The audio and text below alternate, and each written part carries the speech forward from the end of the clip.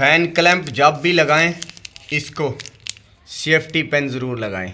Safety pen बहुत ही ज़रूरत होता है इसको, चाहे फ़ैन बक्से में लगाएं, डी कुंडे में लगाएं, फॉल सीलिंग में लगाएं, लेकिन इसको ये सेफ्टी पेन देख लें। सेफ्टी पेन क्या होता है, अगर ये लगा हो तो कभी भी पंखा नीचे नहीं आ सकता, कितना भी स्पीड में चलेगा कई साल तक इसका नट स्लिप नहीं करेगा और नीचे नहीं गिरेगा। सेफ्टी पेन दोस्त जितने भी इलेक्ट्रिशियन हैं उनको बोल रहा हूँ कि सेफ्टी पेन के बिना कभी भी सीलिंग फ़ैन ना लगाएं, ये आप ध्यान रखें, लापरवाही कभी ना बरतें।